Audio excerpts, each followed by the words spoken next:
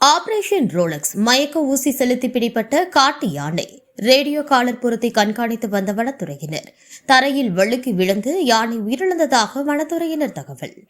கோவை மாவட்டம் மேற்கு தொடர்ச்சி மலையை ஒட்டிய மலையடிவார கிராமங்களில் ரோலக்ஸ் என்ற ஆண் காட்டு யானை ஊருக்குள் அடிக்கடி வந்து சேதத்தை ஏற்படுத்தி வந்தது.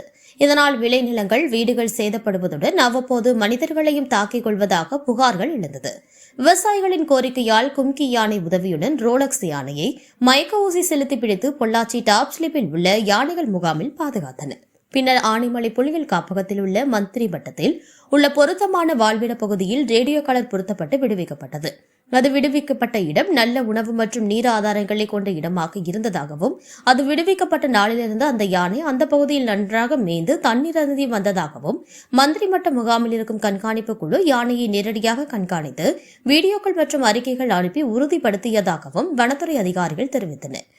இந்நிலையில் நேற்று காலையில் கண்காணிப்பு குழு யானை பற்றிய புகைப்படம் மற்றும் வீடியோ அனுப்பியிருந்ததாகவும், அந்த பகுதியில் தினமும் மழை பெய்து வருகிறது. இன்று காலை 11:45 மணிக்கு கிடைத்த ரேடியோ கால சிக்னல் அடிப்படையில் குழு யானையை நேரடியாக கண்காணித்து வந்ததாகவும், யானை நன்றாக மேய்ந்து கொண்டிருந்த போது சுமார் 2 மணி அளவில் தண்ணீர் குடிக்க யானை அருகில் உள்ள ஒரு சிறிய நீர்நிலைக்கு சென்றுள்ளதாகவும், அப்போது தரையில் வழுக்கி கீழே விழுந்ததை கண்காணிப்பு குழுவினரும் பார்த்துள்ளதாக தெரிவித்த வனத்துறை அதிகாரிகள், அதன் அருகில் செல்லாமல் சிறிது நேரம் காத்திருந்ததாகவும், ஆனால் அந்த யானை எழுந்திருக்கவில்லை. எனவே அவர்கள் மெதுவாக அருகில் சென்று பார்த்துள்ளனர். பின்னர் யானை இறந்துவிட்டதை உறுதி செய்து வனத்துறை அதிகாரிகள் தகவல் தெரிவித்துள்ளனர்.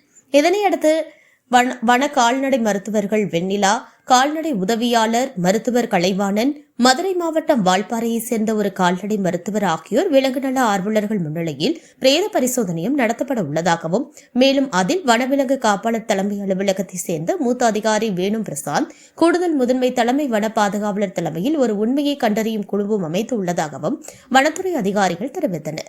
அதில் வனத்துறை அதிகாரிகள் ராகுல், இயக்குநர் TNUGCP மற்றும் வண்டலூர் பூங்காவைச் சேர்ந்த வன கால்நடை மருத்துவர் டாக்டர் ஸ்ரீதர் ஆகியோர் யானை விடப்பட்ட இடம் மற்றும் பதிவுகளை கண்காணித்து ரேடியோ காலர் GPS தரவு மற்றும் சிகிச்சை வரலாற்றை ஆய்வு செய்து இறப்புக்கான காரணங்களை கண்டறியுமாறு கேட்டுள்ளதாகவும் அவர்கள் முன்னிலையில் பிரேத பரிசோதனை நடைபெற உள்ளது என வனத்துறையினர் தெரிவித்துள்ளனர்.